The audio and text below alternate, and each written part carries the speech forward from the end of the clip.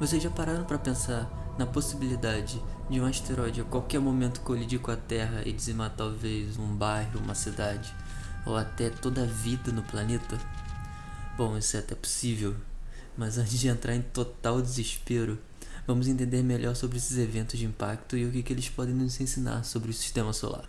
Uma das melhores formas de observar esse tipo de evento é observando a Lua. A nossa Lua possui um registro incrível desses eventos de impacto, o que forma as estruturas chamadas de crateras de impacto. O fato da Lua estar relativamente bem próximo do nosso planeta tornou possível a obtenção de imagens de altíssima resolução, o que possibilita a identificação de milhares de crateras de tamanhos e morfologias distintas. Já foram identificadas crateras submétricas até crateras com quilômetros de diâmetro. Essas estruturas são formadas por impacto de um objeto menor, que podemos chamar de projétil, e um corpo maior, que podemos chamar de alvo. Existem basicamente dois tipos principais de crateras: as crateras simples e as complexas. Eu fiz essa animação que não ficou assim lá essas coisas para tentar ilustrar as três etapas principais de formação de uma cratera. A primeira etapa é de contato e compressão. Nessa etapa, o projeto entra em contato com o alvo e começa a comprimir a sua superfície. A energia cinética do projétil é transferida radialmente para o interior do alvo em forma de ondas de choque. A segunda etapa é a de escavação. É nessa etapa que a cavidade começa a se formar, já que as ondas de choque criadas pelo impacto ejetam material para os arredores da estrutura.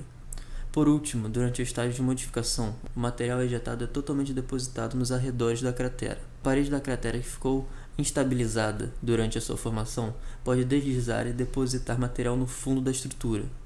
Tudo isso, no final, forma a cratera final. Esse GIF é uma simulação da NASA para a formação de uma cratera complexa. Ele já é mais fisicamente acurado do que a minha animação, e a principal diferença entre crateras complexas e simples é a presença de um pico central. E o impressionante da formação de crateras de impacto é que eles se formam muito rápido. Esse GIF simula a formação dessa cratera complexa em 30 segundos para gerar uma cratera de 4 km de diâmetro. Antes da gente continuar a estudar as crateras em si, vamos voltar um pouco no tempo para Vamos voltar para 4,6 bilhões de anos atrás. Nesse período, o sistema solar estava começando a se formar. Aqui a gente encontraria uma nuvem protoplanetária composta por partículas de poeira com poucos microns de tamanho. Essas partículas viviam em colisões constantes umas com as outras e formavam grãos cada vez maiores e maiores. Com o aumento de massa e, consequentemente, de força gravitacional dos grãos, eles atraíam mais material e cresciam mais até formar o que chamamos hoje de planetas, asteroides, cometas e etc. Criando um gráfico que relaciona o fluxo de impacto com o tempo, fica fácil entender como essas colisões mudaram no decorrer da história. Nos primeiros 500 milhões de anos do sistema solar, a quantidade de colisões cai drasticamente, conforme a quantidade de material disperso orbitando o Sol diminui. Porém, há mais ou menos 4 e 3,8 bilhões de anos atrás, ocorreu um fenômeno que melhorou um pouco esse gráfico. Durante o evento chamado de cataclismo lunar ou bombardeamento pesado tardio, tivemos um aumento absurdo na quantidade de impacto, pelo menos na parte mais interna do sistema solar.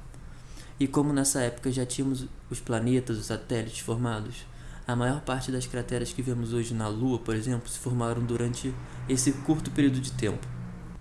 Após o cataclismo, o gráfico continua diminuindo como esperado, até chegar nos dias de hoje. Mas olhem com atenção, ele não chega a zerar o fluxo de impacto. Esses eventos ainda podem acontecer hoje em dia, porém com bem menos frequência. Atualmente podemos considerar que o impacto que afetaria uma área de 1.000 km² acontece aproximadamente a cada 1.500 anos. Mas como a área da Terra tem mais ou menos 500 milhões de km², a chance de você ser atingido por esse impacto é de mais ou menos 1 em 7,5 bilhões. Já um impacto que poderia causar um desastre de proporção global deve acontecer a cada 500 mil anos. E é razoável considerarmos que 1 a cada 4 pessoas morreriam nesse evento.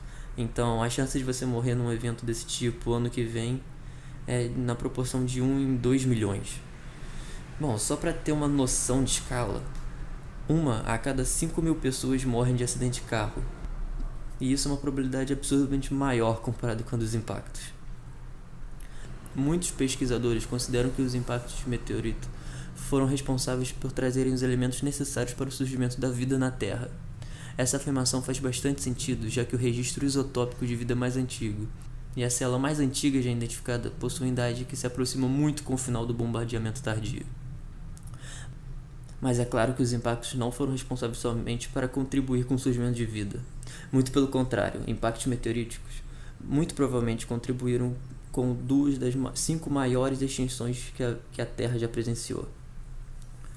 Uma delas foi a extinção do final do Permiano, há aproximadamente 250 milhões de anos, que exterminou mais ou menos 90% das espécies marinhas e 70% das espécies terrestres. O outro evento de extinção em massa ocorreu na transição do Cretáceo para o Paleógeno, no evento que ficou famoso por extinguir os dinossauros e 70% das espécies, mas provavelmente proporcionou uma oportunidade única para os mamíferos se proliferarem e evoluírem para o que são hoje. Agora que a gente já entende o que são crateras de impacto, vamos dar uma olhada no registro delas pelo Sistema Solar. Vamos começar com a Terra. Aqui foram catalogadas aproximadamente 190 crateras. Se compararmos com as centenas de milhares de crateras lunares, vai parecer que a Terra teve sorte de se escavar desses projéteis, mas na verdade não. A Terra possui cerca de 5,9 vezes 10 a 24 kg de massa, enquanto que a massa da Lua é de aproximadamente 7,36 vezes 10 a 22. Ou seja, são precisas 81 luas para alcançar a massa de uma Terra. Assim, com tanta mais massa, a força gravitacional que a Terra exerce nos asteroides que passam perto é muito maior que a Lua, portanto, muito provavelmente, a Terra foi atingida muitas e muitas mais vezes do que a Lua no decorrer da história do Sistema Solar. Para entender um pouco o motivo dessa falta de registro de crateras na Terra, basta olhar um dos exemplos de cratera de impacto brasileiro, a cratera Serra da Cangalha. Olhando a nossa cratera por outro ângulo, percebemos que o anel central da cratera não é uniforme, possuindo grandes desníveis. Isso ocorre devido a um processo de intemperismo e erosão causado, por exemplo, pelas chuvas, pelos ventos, pelas raízes das plantas que crescem, os rios que modificam a paisagem terrestre e podem apagar alguns registros geológicos. Outro processo, talvez o mais importante a se considerar, é a tectônica de placas. A Terra é um planeta que possui um interior ativo, composto por magma em constante fluxo térmico, que movem as placas da crosta terrestre. Quando uma placa de maior densidade colide com outra de menor densidade, a de menor densidade é subductada, ou seja, ela entra pelo interior da Terra. E quando os magmas que antes estavam no interior ascendem para a crosta, se cristalizam e formam terrenos novos, recém-nascidos. Vamos olhar agora para algo bem distante. Vamos lá para Plutão. Quando queremos estudar crateras extraterrestres, ficamos limitados às imagens que as sondas lançadas obtiveram. No caso de Plutão, os melhores dados são da sonda New Horizons. Utilizamos alguns softwares específicos para processar as imagens e os dados obtidos. A New Horizons fez um trabalho incrível em mapear boa parte da superfície de Plutão. Foi uma surpresa quando as primeiras imagens chegaram e pudemos observar o quão complexa é a geologia do planeta anão. Os terrenos variam desde super planos e sem nenhuma cratera até montanhas de gelos e terrenos saturados de crateras. Sabemos que a crosta de Plutão é formada pelos gelos de nitrogênio, água, metano e monóxido de carbono, cada um com uma propriedade física diferente, o que reflete no relevo e na forma das crateras. Voltando para os planetas rochosos, vamos dar uma olhada em Vênus. Apesar de ser um planeta com dimensões bem parecidas com a Terra, a atmosfera de Vênus é tão densa que queima boa parte dos objetos que tentam colidir com o planeta. Em Vênus, vemos mais crateras grandes formadas por projéteis que conseguiram sobreviver à entrada na atmosfera. Bora agora para Marte. Marte já tem uma enorme quantidade de registros de impacto. Inclusive, as crateras são locais de interesse para as missões, como foi o caso da Curiosity, que pousou dentro da cratera Gale para estudar sua geologia. Olhando o terreno de Marte, dá para separar pelo menos a grosso modo uma parte inferior que contém uma maior concentração de crateras e uma parte mais ao norte, mais plana e com menos registros de impacto. As crateras são estruturas tão comuns no sistema solar que até corpos pequenos possuem elas. Vesta é um dos maiores corpos do cinturão de asteroides e ele é repleto por registro de impactos. E com toda essa diversidade de tipos e tamanhos de crateras pelos mais diversos corpos do sistema solar, é claro que podemos tirar algumas vantagens disso. Se soubermos as principais variáveis que afetam a formação das crateras, que são tamanho do projétil, ângulo de impacto, velocidade e composição do projétil, composição e gravidade do alvo, podemos então prever a morfometria de uma cratera formada em tal cenário. Isso inclui, por exemplo, a profundidade, o diâmetro e o ângulo de inclinação das paredes da cratera. Ao mesmo tempo, se tivermos os dados morfométricos das crateras, podemos fazer o caminho inverso e inferir aquelas outras variáveis, como talvez a composição do alvo ou o tamanho do projétil. Outra informação importante que tiramos ao estudar as crateras de impacto é a idade das superfícies planetárias. Para isso, seguimos um conceito básico de que superfícies com mais crateras são mais antigas. Resumindo, esses são alguns tópicos que tornam o estudo de cratera tão importante. Estudando elas, podemos então entender melhor a evolução do sistema solar e dos corpos que o compõem. Além disso, vimos que as crateras provavelmente colaboraram não só para o surgimento da vida, mas também mudaram completamente o rumo da evolução das espécies. E mais, apesar da possibilidade de um impacto catastrófico ocorrer ser baixa, isso não quer dizer que seja um evento totalmente impossível.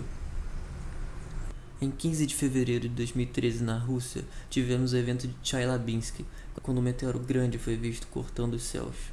Esse evento não matou ninguém, mas deixou alguns feridos. Por sorte, o objeto explodiu na atmosfera, e se tivesse colidido com a superfície, talvez o prejuízo poderia ser bem maior. Existe hoje o programa da NASA chamado NEO, Near Earth Objects, ou Objetos Próximos à Terra, que tenta mapear e rastrear a órbita de todos os objetos possivelmente perigosos. Porém, não temos tecnologia para rastrear todos esses corpos. Portanto, estudar os efeitos que os impactos causam pode nos ajudar a diminuir os danos em uma situação extrema.